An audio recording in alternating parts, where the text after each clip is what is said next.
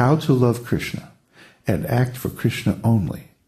This is the perfection of human life.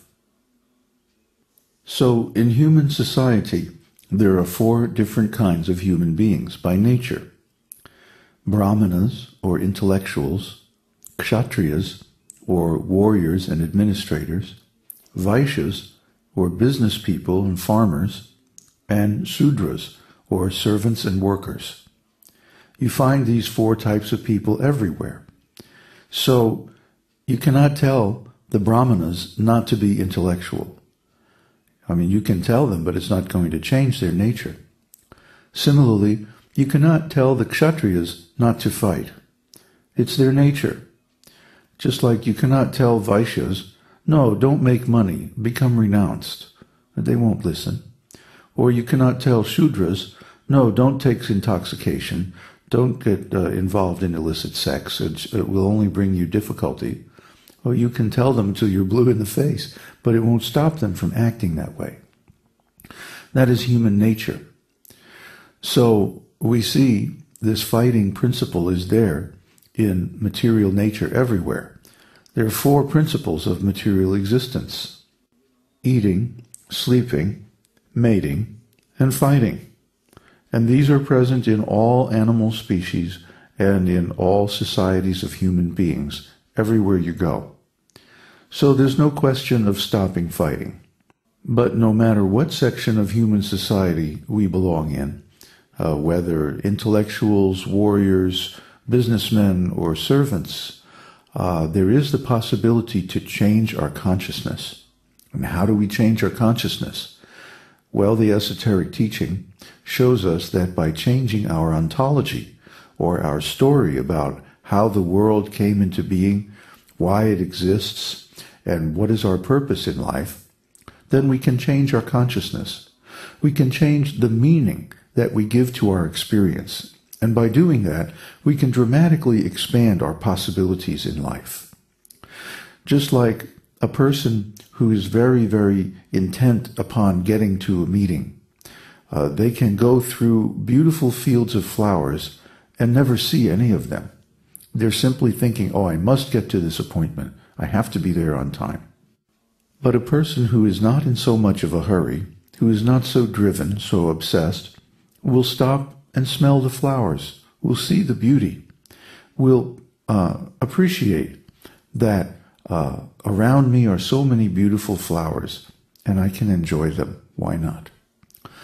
So similarly, in this material life, we are always pressured by these 4 demands: eating, sleeping, mating, and defending.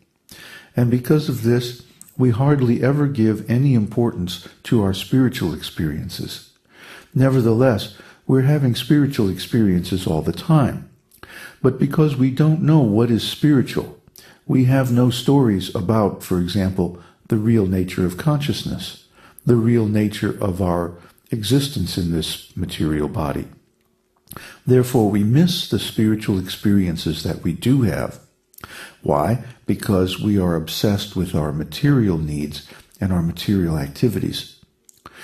But are these material activities really helping us? The fact is, every time we do something in this material world, we create karma for ourselves.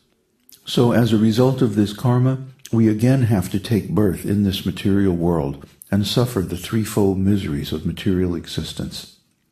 The 3-fold miseries are Adi-Daivik, means coming from the demigods, Adi-Atmik, coming from our own selves, and Adi-Bhautik, coming from other living entities. For example, last year we had a big hurricane, Katrina, and that is caused by the demigods. The weather is controlled by them. And when we don't execute religious duties properly, the weather gets weird, violent. There are storms, floods, landslides, all kinds of improbable events. A couple of years back, there was a hurricane in the southern hemisphere. It hit Brazil. That's not supposed to happen. But it did happen because we are not executing our religious duties properly, and the demigods are displeased. So they will cause all kinds of problems, you will see. global warming, and so on. Adhyatmic means that a lot of times we create our own miseries. We don't eat properly, or we don't sleep properly. We don't exercise, or we don't take care of ourselves in different ways, leading to long-term conditions, chronic diseases, and so forth. Or we do stupid things, driven by lust or driven by our obsessions with different material things, thinking that we're going to get happiness out of them. We do stupid things that result in our getting in trouble or even thrown in jail or something like that. So this is adhyatmic miseries. Because we don't take this esoteric teaching to heart, and we don't become free from the need to take a material body, we cause ourselves to take another birth in the future.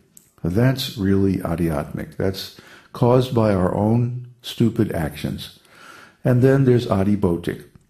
Well, we all have experienced suffering at the hands of other people. And there are difficult people in this world who seem to exist only for the purpose of giving others a hard time. That is everyone's experience. So adhibhotic miseries are those coming from other living entities. Then there's also flies and mosquitoes and various kinds of germs that like to infect our bodies. And these are causing us misery. So in this world, there are three main types of misery. Adhidaivic, coming from the demigods, adhibhotic, coming from other living entities, and adhyatmic, caused by ourselves. And let's not forget old age, disease, death, and finally rebirth. Now, these are all different kinds of suffering that we're going to have to experience if we stay in this material world. So, how do we get out of this material world? Well, we have to stop creating karma for ourselves.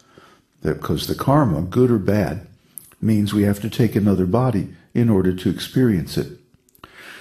So the way that we stop creating karma is to dedicate our activities to the service of the Supreme Lord. This is called karma yoga. Karma means activities of cause and effect. And yoga means linked up with the Supreme Lord. So karma yoga means activities that are dedicated to the purpose of satisfying the Supreme Lord, Krishna or Vishnu. These activities have to be in line with our own nature. Otherwise, it will be impossible to perform them. Now, there are some spiritual activities like chanting the holy name, offering our food to God, performing religious ceremonies of different kinds, and these are for everyone. But then there are specific duties for different kinds of people. For example, the brahmanas, or intellectuals, their duty is to teach. They write, they speak, they produce artifacts like these podcasts, temples, they design different types of worship, they teach people the principles of spiritual life in so many different ways. These are the duties of the brahmanas, to know the scriptures, to realize the supreme truth, and then to teach others. The duties of the kshatriyas are to manage society very nicely and to fight. But they should do this for Krishna. They should do it according to spiritual principles as given in the Shastra. That will create a nice atmosphere so that we can all recover our perfect bodies.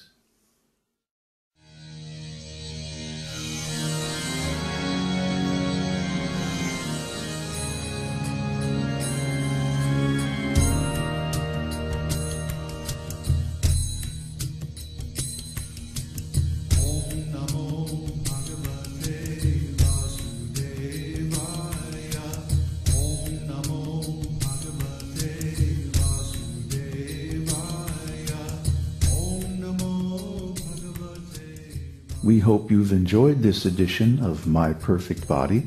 This is David Hughes, your host, reminding you to visit us on the web at esotericteaching.org, where you can purchase the complete Esoteric Teaching Introductory Seminar DVD and many CDs of transcendental music and mantras.